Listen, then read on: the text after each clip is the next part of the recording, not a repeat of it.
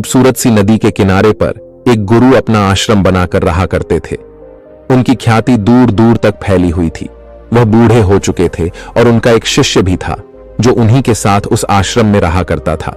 एक दिन वह शिष्य भिक्षा मांगने पासी के गांव में गया था।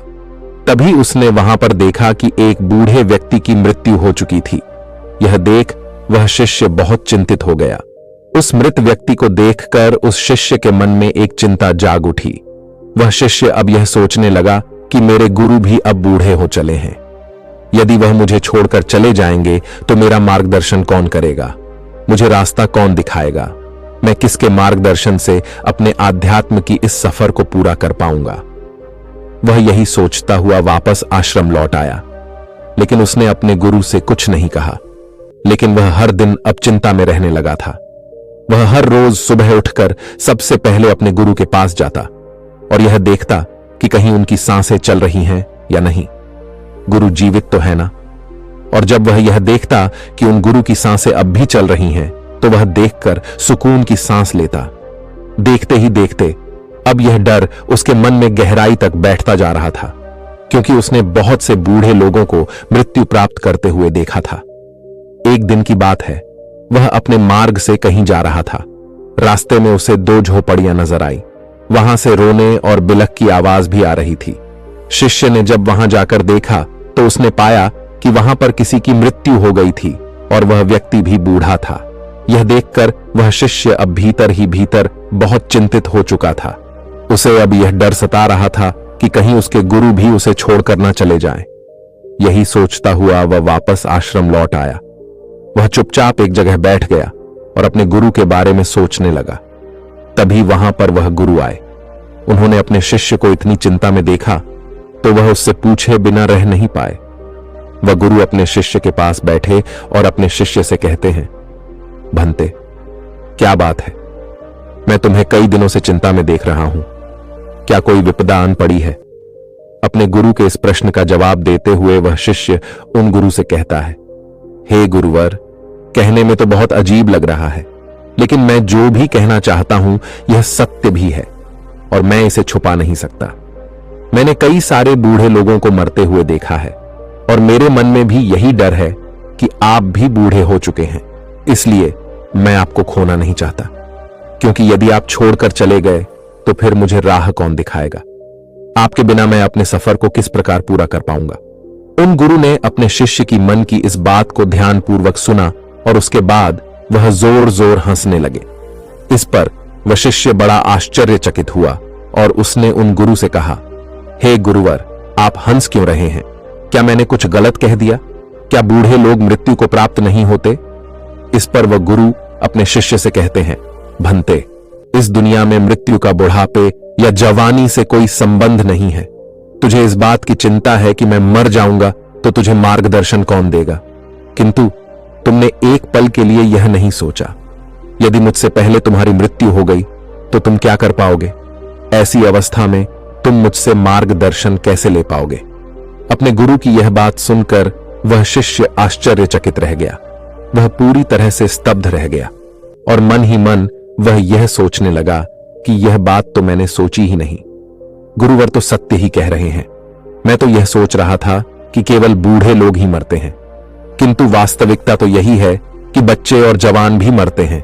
और ऐसे में यदि मेरी मृत्यु मेरे गुरु से पहले हो गई तो मैं मार्गदर्शन कैसे ले पाऊंगा? अपनी मंजिल तक कैसे पहुंच पाऊंगा?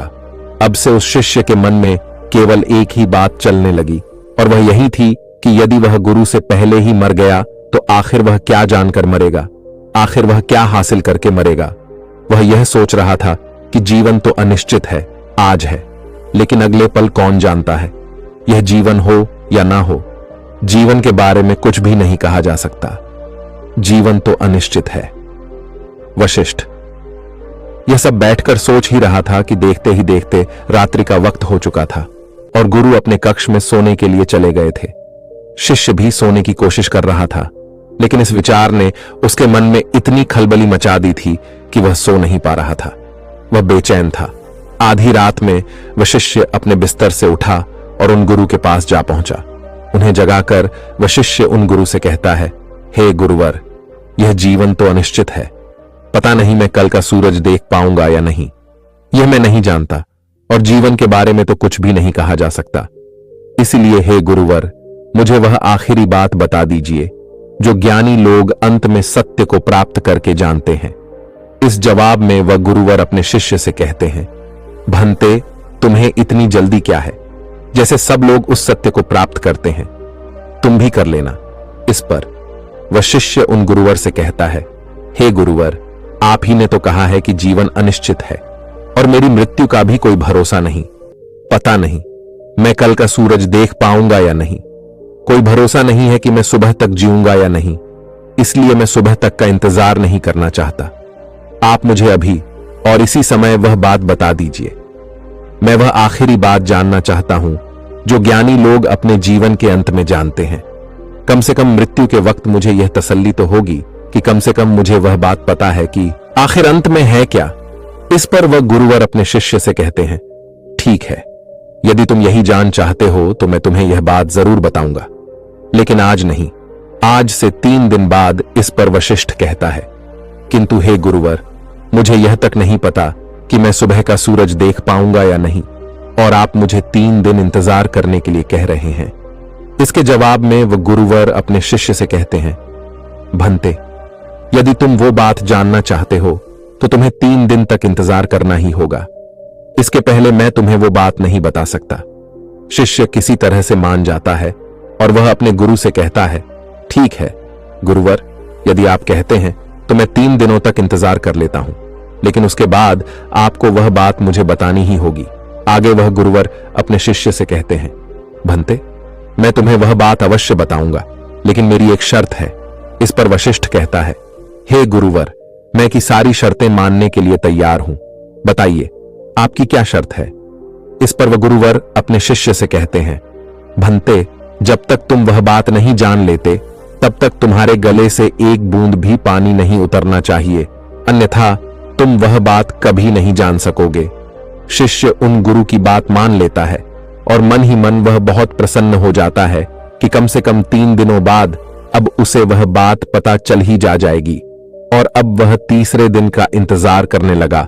और उसे उसके गुरुवर ने पानी पीने के लिए मना किया था, इसलिए उसने पानी का त्याग कर दिया। गर्मियों का समय था, जैसे तैसे उसने पहला दिन तो पानी के बिना काट लिया, लेकिन अगले दिन उसकी प्यास बढ़ने लगी। उसे जोरों की प्यास लग रही थी। जैसे तैसे वह अपने आप को संभाल रहा था और देखते ही देखते रात्रि का वक्त हो चुका था। दूसरा दिन खत्म होने को था, लेकिन उससे पहले ही उसे प्यास बर्दाश्त नहीं हो रही थी।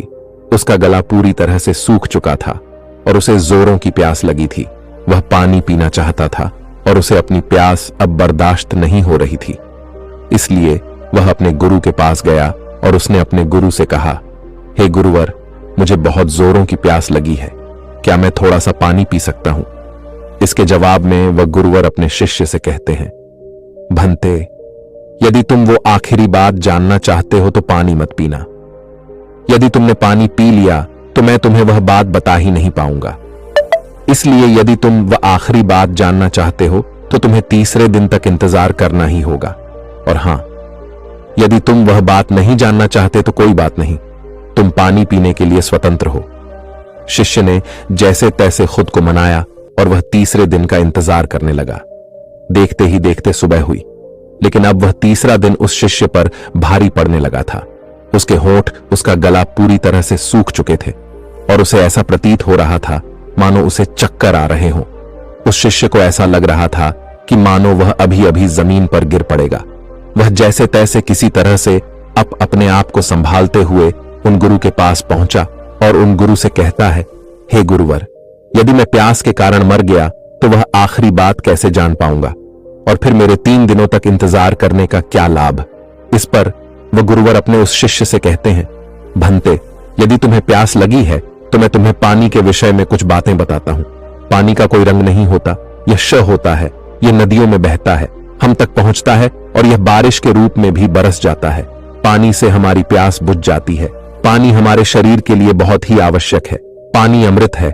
इस पर वह शिष्य क्रोधित होते हुए अपने गुरु से कहता है, हे गुरुवर, पानी की बातें सुनकर मेरी प्यास थोड़ी ना बुझने वाली है। इस पर वह गुरुवर अपने शिष्य से कहते हैं, भंते, तो तुम्हारी प्यास कैसे बुझेगी? शिष्य ने जवाब देते हुए कहा, हे गुरुवर, जब तक मैं पानी नहीं पी लेता मेरी प्यास कैसे बुझेगी? तभी वह गुरुवर उस शिष्य से कहते हैं, ठीक है, किंतु ऐसे ही ज्ञान की बातें सुन लेने से सत्य प्राप्त नहीं होता। ज्ञान तुम्हारे भीतर भी तो होना चाहिए। जो आखिरी बात तुम मुझसे पूछ रहे थे, यदि वो आखिरी बात मैं तुम्हें बता दूं तो उससे क्या होगा? यह ऐसे ही होगा जैसे मैंने तुम्हें पानी के विषय में बताया। पर क्या इससे तुम्हारी प्यास बुझ गई नहीं? तभी वह शिष्य उन गुरु की बात काटते हुए कहता है, हे गुरुवर, मैं आपकी बात समझ गया। वह आखिरी बात मुझे खुद ही अनुभव करनी होगी। तभी उन गुरु ने शिष्य को पानी पिलाया। तभी अचानक वह गुरु शिष्य के चरणों में जा गिरा और शिष्य से कहने लगा, भंते, अब मैं बहुत बूढ़ा हो चुका हूं। मेरे पास अब ज्यादा जीवन भी नहीं बचा। मेरे शरीर में अब वह जान भी नहीं रही। और यह सब मैंने केवल इसलिए किया कि वह आखिरी बात बता देने के बाद तुम यह ना मानकर बैठ जाओ कि तुम्हें सब कुछ पता है। अब सुनो, मैं तुम्हें वह आखिरी बात बताने जा रहा हूं। इसे ध्यानपूर्वक सुनना, लेकिन मेरी एक बात हमेशा याद रखना। जब तक तुम इस चीज का खुद अनुभव नहीं कर लोगे, यह बात केवल तुम्हारे लिए बात रह जाएगी। इसका तुम्हें कोई लाभ नहीं मिलेगा। परंतु उससे पहले यह जान लो कि इस दुनिया में जितनी भी बातें कही गई हैं, वह सब केवल बात बढ़ाने की बातें हैं। कोई भी बात जब कोई कहता है तो उससे कई सारी बातें निकलती हैं। हर व्यक्ति अपने हिसाब से बात को समझता और कहता है। इस तरह से एक से अनेक बात निकलती है और इसीलिए इस दुनिया में सत्य कहने की कोई भाषा नहीं है, कोई बात नहीं है। सत्य ही है जो वो आखिरी बात है जिसे कहा नहीं जा सकता, क्योंकि सत्य एक ही होता है और वह हर स्थिति या परिस्थितियों में एक ही जैसा होता है। जैसे कि तुम्हें जब प्यास लगी थी तो वो प्यास केवल पानी पीने से ही मिट सकती है, ना कि उसकी बातें सुनकर। जब तुम्हें प्यास लगी थी तो उसका अनुभव तुम ही जान सकते हो, परंतु पानी के बारे में बातें तो बहुत हो सकती हैं। इसलिए मैं तुम्हें वह आखिरी बात बताने जा रहा हूं। इसे ध्यानपूर्वक सुनना और इसका अनुभव करने का प्रयास करना। आगे वह गुरुवर अपने शिष्य से कहते हैं, भंते, आखिरी बात जो बुद्ध पुरुष अंत में जानते हैं। इतना कहकर वह गुरुवर शांत हो गए। तभी वह शिष्य उन गुरुवर से कहता है, गुरुवर कहिए, मैं सुन रहा हूं, आखिर बताइए ना, क्या बात है?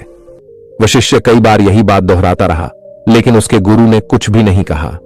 उस दिन के बाद से उन गुरु के मुख से एक शब्द तक नहीं निकला।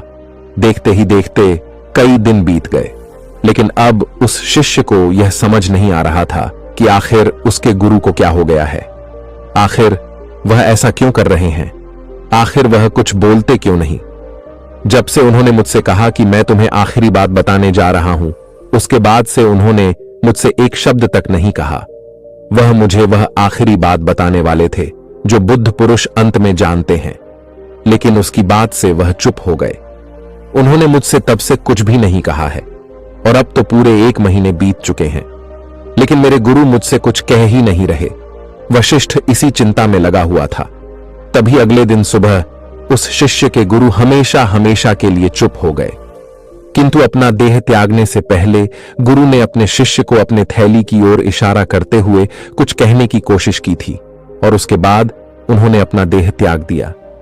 शिष्य ने गुरु का अंतिम संस्कार किया और उसके बाद उसने उस थैली में जाकर देखा तो उसमें एक छोटी सी चिट्ठी थी और उस चिट्ठी में लिखा हुआ था, भंते, जो आखिरी बात मैं तुम्हें बताना चाहता हूं वह आखिरी बात कभी हो ही नहीं सकती।